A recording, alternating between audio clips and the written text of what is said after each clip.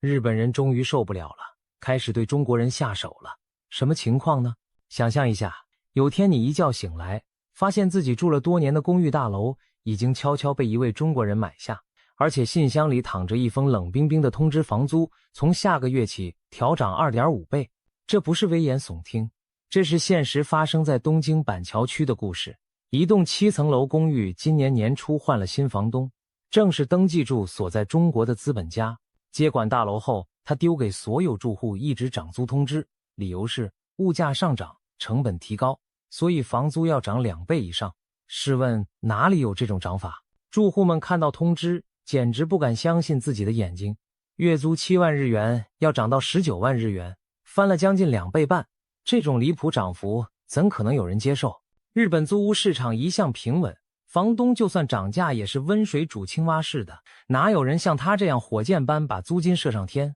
住户们愤怒又疑惑，难道我们任他宰割吗？日本租客的逆鳞被狠狠踩到了，大家异口同声拒绝涨租，没有人愿意签字同意。不仅如此，他们开始寻求协助，有人跑去专业机构咨询房东这样做合不合法。律师告诉他们，依照日本借地借家法，房东单方面大涨租金，若房客不同意，是不能随便生效的。房东必须和房客协商，同意了才行。如果不同意，房东只能走法律途径调解或诉讼，而法院判断涨幅是否合理，一般不会允许超过市场水准太多的调涨。当时房产专家估算，板桥那栋老公寓附近行情，就算涨价，顶多涨个2成左右合理，2倍半绝对通不过法官那一关。换言之，只要住户坚守合约，继续照旧缴房租，不理会违常理的涨租要求，这涨租就生效不了。了解这点后，住户们心里有了底，他们联合起来向新房东递信，明确表示拒绝涨租。听到这里，你或许会想，房东难道就此罢手了吗？很遗憾，这位中国籍恶房东没有善罢甘休。既然合法涨租行不通，他开始祭出其他阴招。今年5月中旬，住户们突然看到公告贴满大楼，电梯停止使用，理由是电梯零件损坏，制造维修件需要半年以上，电梯将停用超过半年。一整栋7楼公寓没有电梯会多，不便可想而知，尤其对高龄者搬重物简直寸步难行。住户们一看就明白，哪有坏掉要修半年这种事，这根本是房东故意断我们的腿。果然，有细心的住户联络了电梯厂商，人家说电梯零件真坏了，1周内就修好，更别提这电梯根本没报修过。破绽百出的谎言让住户们又气又急，房东这是存心搞破坏，逼我们搬走啊！一名住户愤怒表示，他摆明是要关停电梯赶人。更离谱的还在后头，大楼里本有几户空房，住户最近却发现那些空房每天都有拖着行李箱的陌生亚洲脸孔出入，仿佛在办旅馆生意。有人看见有房间搬进了2张双人床，隔壁邻居每天听到行李箱轰隆声，走廊里频繁出现说着外国话的旅客。很快的，住户们揭穿了房东的新把戏，他在没申请许可的情况下，把公寓单元违法当成民宿 Airbnb 短租。打开旅宿网站一搜，果然找到该地址的房源，上面刊登的建筑外观照片就是这栋公寓，每晚约25000日元，还能自动入住，不用物业知会，显然是黑民宿。这可是违法的，依日本法律，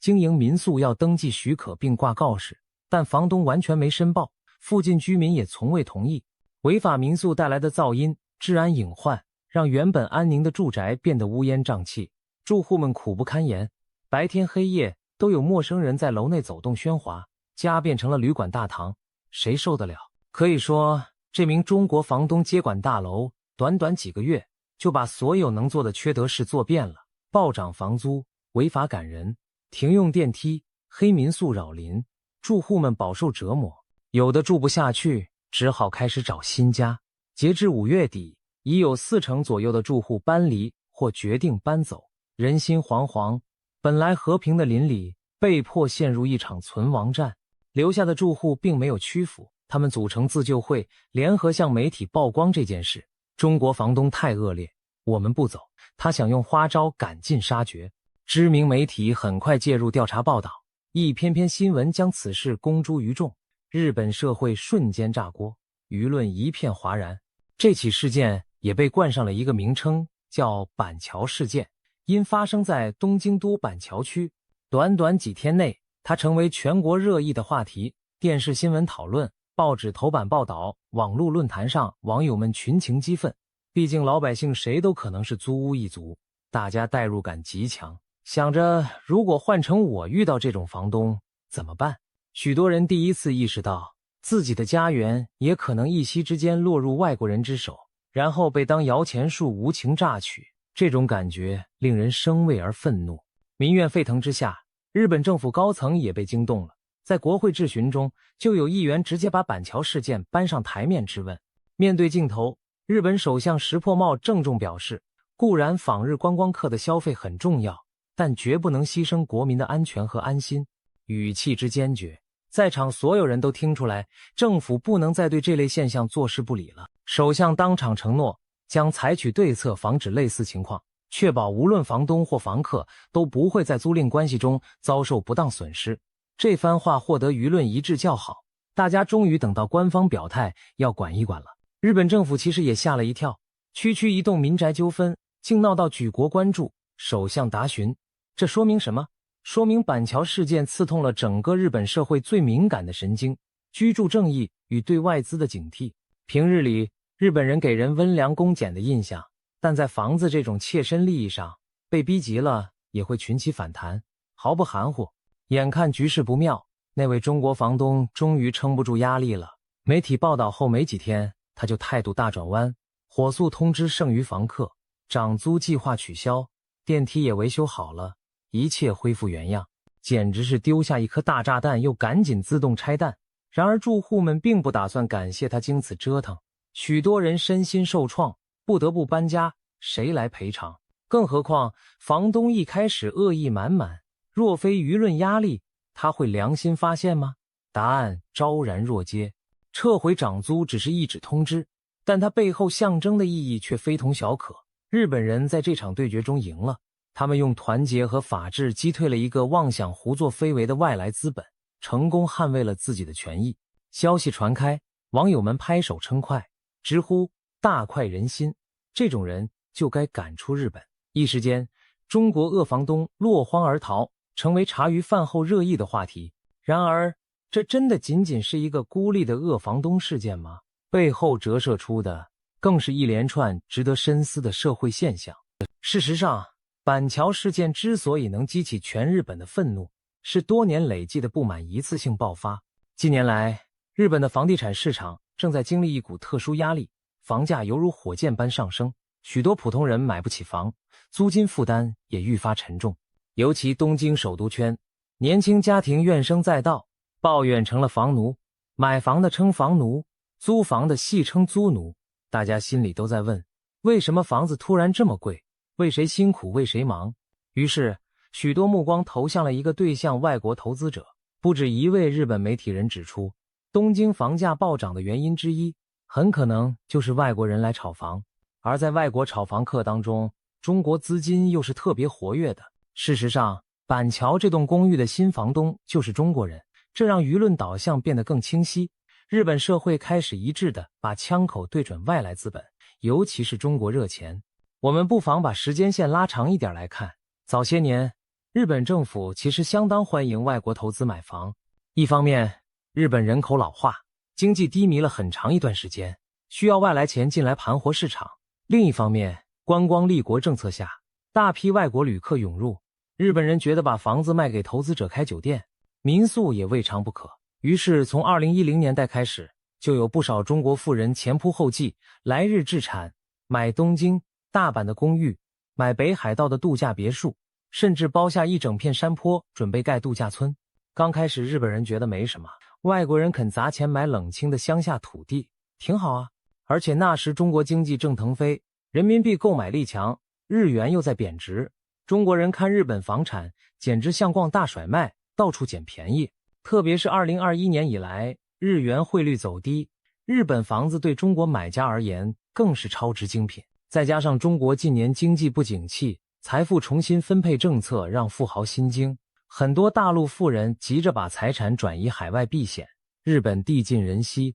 法治可靠，就成了他们心目中的避风港。这几年更有不少中资背景的企业和个人蜂拥而入日本房市，有人单纯投资收租，有人打算未来移民自住，动机各异，但大势明显。根据一位精通中日房产业务的律师福原启介分析，中国资金进军日本房地产的趋势是确实存在的，背后3大原因正如上文所说，中国内部经济压力、资金外逃、日本房产具投资吸引力，以及移居日本需求增加。钱进来了，问题也跟着来了。先说房价，有统计指出，东京23区新建住宅平均价格已冲破1亿日元，让多少本地年轻人望房兴叹。虽然官方过去对外国买家缺乏统计，但人们普遍怀疑外资哄抬了行情。如今政府决定展开前所未有的调查，动用不动产登记资料，分析近年买房者中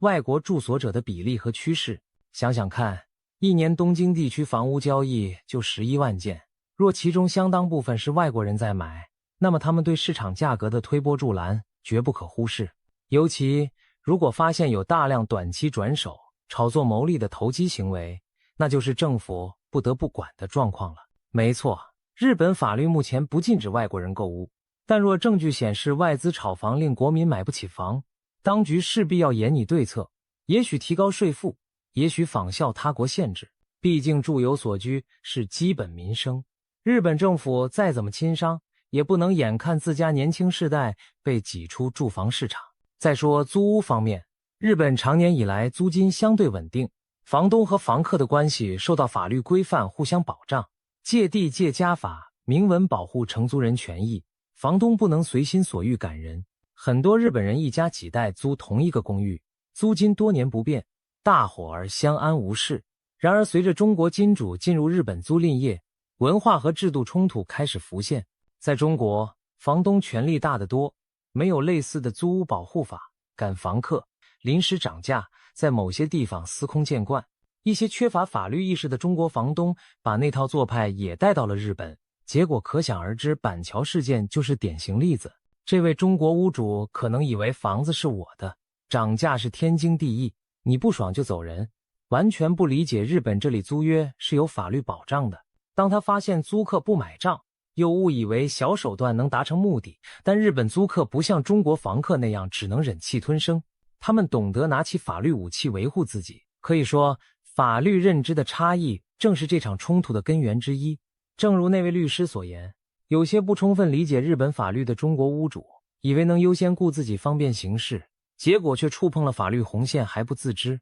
从这点来看，板桥恶房东真可谓搬起石头砸自己的脚。他打错算盘，不仅没捞着钱，还变成众矢之的，丢脸丢到全日本皆知。其实在板桥事件爆发之前，就有零星传闻提到中国房东在日本闹出的纰漏，比如有的中国人买下公寓后，把一般住宅改成日租套房招揽旅客，导致左邻右舍怨声载道。又比如有的中国业主嫌旧租客付的租金低，百般刁难想逼退租，好重新高价招租新客，手法包括停水停电、无理由不退押金等，使得当地居民对此类房东敬而远之。这些事件虽然未必上新闻，但在住户间口耳相传，慢慢的中国房东这个词在日本带上了负面色彩。板桥事件无疑是导火线，让所有积累的不满一次引爆。日本媒体前穗直接称肇事者为中国恶房东，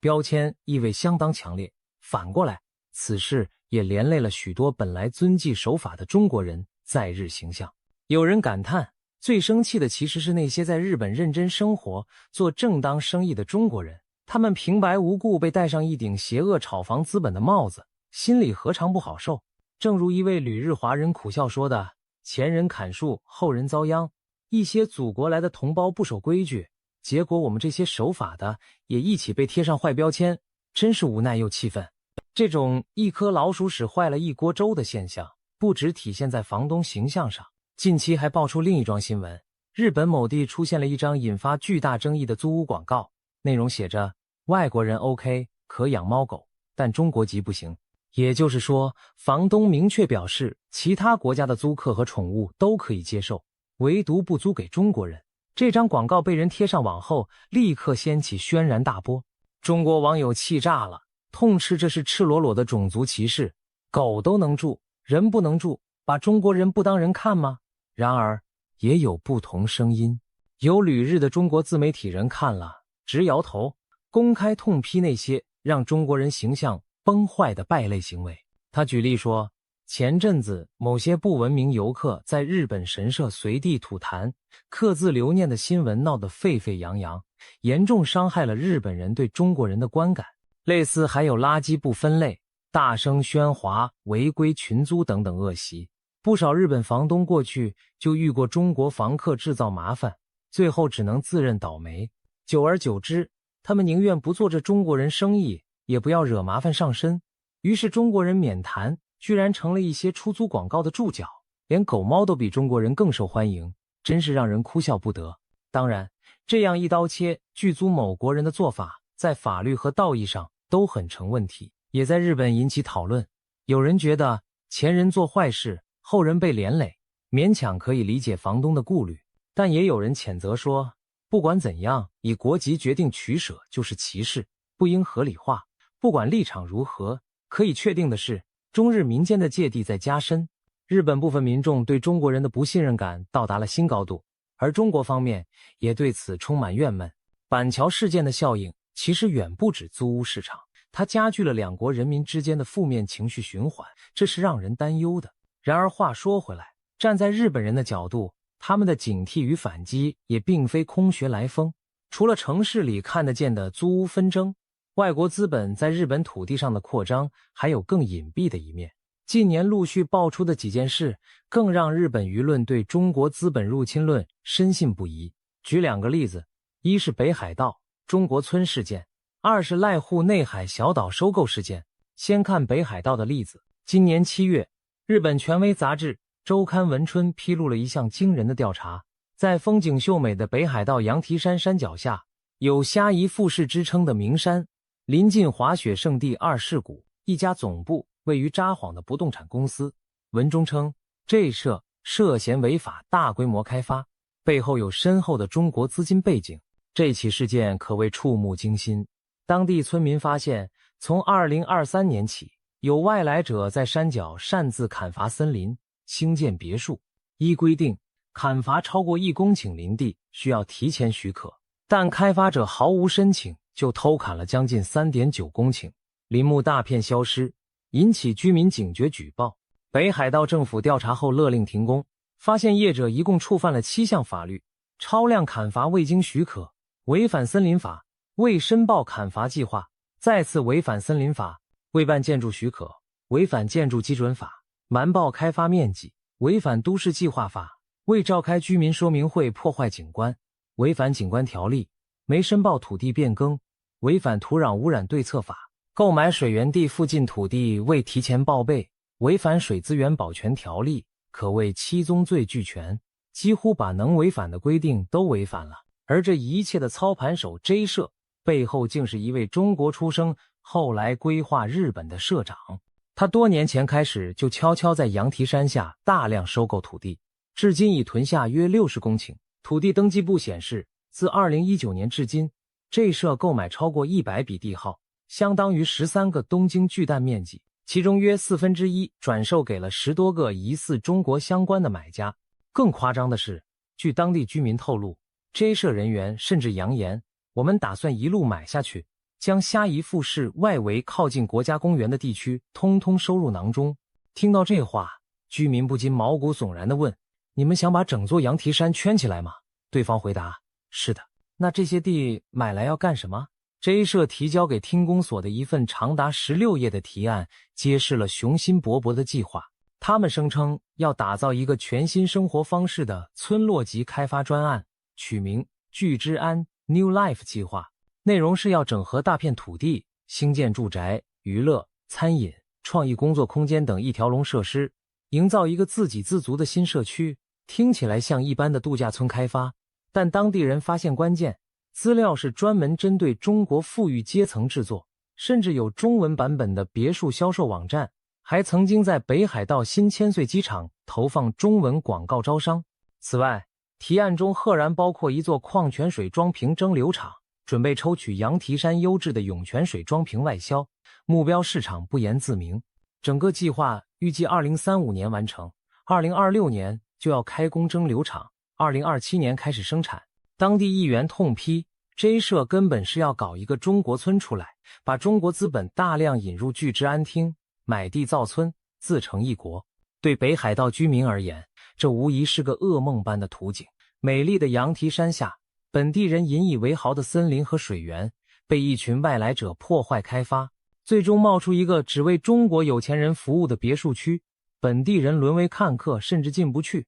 更别提水源地被拿来榨干卖往海外。这涉及资源主权问题，让人想想都后怕。所幸媒体揭露后，当局已勒令停工，展开调查。但 J 社的野心和之前违法行为让日本社会警钟大作，许多人惊呼，原来中国资本在我们眼皮底下已经买了这么多土地。北海道此前也发生过中国企业大量收购森林或北海道涉水土地，引发国安疑虑。日本政府其实早在2021年就通过一项法案，强化对外国人在敏感地区购地的审查，例如自卫队基地周边、国境离岛等，以防不测。但像羊蹄山这种观光区并未列为敏感区域，所以还是被钻了空子。现在看来，外资购地监管的范围可能得进一步扩大，不然真有可能出现局部地区被外国势力占领的局面。再看濑户内海小岛的案例，这是发生在本州和四国之间内海的一座小岛，叫丽沙岛，全岛只有几位日本居民。然而近年，陆续有中国籍人士在岛上购地，大约买下了3600多平方米土地。有居民看到有外国买家开着高级车搭船上岛看地，还用重机平整了部分山坡，疑似要兴建度假屋。岛民忧心忡忡，这个与世无争的渔村小岛会不会慢慢被买走，最后整座岛都易主。要知道，丽沙岛附近不远处就是日本海上自卫队的无基地和美军延国基地。如果陌生的中国人长期滞留这里，大伙不免想到国安风险。当地甚至传出中国网民在社群上讨论这岛好便宜，怎么买？还有人呛声买下来插上中国国旗之类，让岛民更是脸色发青。虽然买卖土地本身合法，但这种情形让当地居民强烈不安。据报道，协助卖地的日本房仲因遭受各方质疑甚至骚扰威胁，被迫停止营业，不敢再出面。可见在这问题上，民意已经相当激烈，有人甚至不惜踩法律边线去反制外资扩张。综合以上种种，我们可以感受到日本社会的情绪转变，从以前欢迎外国钱，到如今谈中国资本色变，短短几年，为何有如此巨大反差？说白了，当外国资本影响到普通日本人的生活时，他们就不再逆来顺受。先前羊蹄山的违法伐林案默不作声2年多，居民也只是暗地担忧，但板桥恶房东一闹，马上引爆全日本愤怒，因为后者直接戳中了千家万户的痛点。大家终于醒悟，如果再不对外资无序进入采取行动，迟早有一天，日本人可能变成自己土地上的2等公民，为别国的财主打工交租，沦为外国资本的奴隶。这种危机感过去是从未有过的。日本人崇尚和气，不爱和人起正面冲突，但并不意味着可以任人拿捏。一旦触及底线，他们也会坚决说不。板桥事件之后，拒当外国资本奴隶这样的口号开始出现在媒体评论和民间谈话中，意思很明白，日本绝不会让自己的国民被外来金钱玩弄奴役，哪怕那些钱曾带来繁荣，该踩刹车时就得踩。这波民意的震动甚至延烧到了政治版图。在2025年7月举行的日本参议院选举中，执政的自民公明联盟遭遇严重挫败。有分析就指出，高涨的房价与外资购房议题让执政党失分不少，年轻选民对政府没能抑制房价不满意，把选票投给在野党以示抗议。执政联盟的大败也造成政坛震荡，舆论要求新政策的呼声高涨。如今执政者深知，再不拿出办法，就可能被贴上卖国求荣标签。于是可以预见，更严格的外资监管、更保护租户的法令将陆续出台。比如调查外国炒房只是第一步，未来不排除效法加拿大暂时禁止外国人购买住宅。加拿大为抑制房价曾祭出2年禁令，或是像纽西兰等针对非本国居民购房客征额外印花税。当然，日本也要权衡，过度限制外资可能引发外交和经济后果，所以怎么拿捏分寸会是考验。但可以肯定的是，以前那种对外资来者不拒的宽松态度一去不复返了。就连观光业，日本最近也开始出现反思声浪。先前拼命欢迎观光客造成的观光公害游客过多扰民问题严重，不得不考虑像调涨出国税等手段来控流。由此可见，日本整体对外来收益 vs 本国民生的天平正在重新校准。最后，我们回到开头的板桥故事，表面上看是几户租客赶跑了一个坏房东，但深层意义在于，日本社会在这次事件中找回了勇气和共识。无论是政府、媒体还是普通市民，都站在了同一阵线，绝不允许外来者破坏规则，伤害国民利益。多年积压的怨气在这一役中痛快地宣泄出来，也给所有怀揣不良企图的投机者狠狠上一课。日本人用行动宣示，我们欢迎你来投资、来游玩，但请守我们的规矩，否则休想在这片土地为所欲为。可以说，这是日本人在经历了经济全球化洗礼后，一次难得的自我保护本能爆发。有人形容，这是平成以来最大规模的民意觉醒之一，从住房问题延展到对主权、文化的捍卫。当然，我们也要警惕合理的维权，不要走向极端的仇外。毕竟绝大多数普通中国人并没有恶意，他们也是规则的遵守者与和平的生活者。如果一棒子打翻一船人，最终伤害的是国际友好和日本自己的开放形象。不过，就目前看来，日本人并没有失去理智，他们要对付的是不法的外国资本，而非一概敌视所有外国人。在板桥事件后的媒体评论中，很多理性的声音指出，要针对制度漏洞下手，比如赶紧修补法律，让类似恶房东无机可乘，对违规者就该重罚驱逐，以平民愤。同时也要教育引导，避免把矛头指向一般守法的在日外国人。毕竟，日本过去也曾在海外投资买地，被别国指责买下半个美国之类，如今角色互换也算是历史的玩笑。在全球化的今天，完全拒绝外资并不现实，但确保外资遵纪守法，维护本地人权益，却是每个国家应有之义。日本正是在这个平衡点上努力寻找新的定位。总而言之，从中国恶房东、掀桌，到全日本群起谴责，再到政府出手介入，这一系列发展标志着日本对外来资本态度的重大转折。日本人用实际行动告诉世界，我们好客，但不当奴隶，凡想攫取暴利、践踏本地人尊严者，终将自食恶果。未来或许还会有新的冲突与调试，但经过这次事件，日本社会已经敲响警钟，绝不会再对类似问题掉以轻心。回顾板桥那幢公寓，在事件尘埃落定后，留下了一个发人深省的画面。老住户们重新搭上运转的电梯，邻里之间彼此点头微笑，仿佛庆祝一场胜利。他们守住了自己的家，也彷佛守住了某种日本精神，不畏强权，守望相助。而那位来自中国的房东则灰溜溜的退场，成了众人唾弃的反面教材。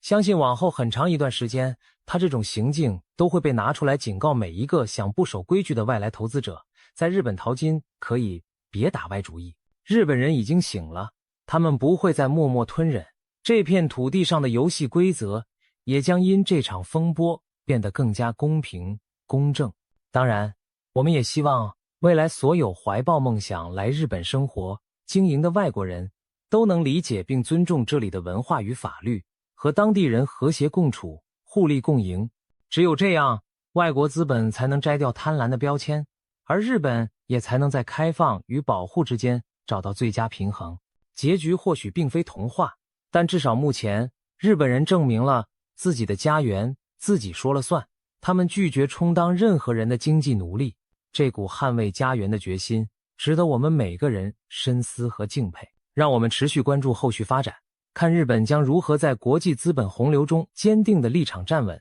也希望这场风波能为各国敲响警钟。发展经济固然重要，但永远别忘了，国民的福祉与尊严高于一切。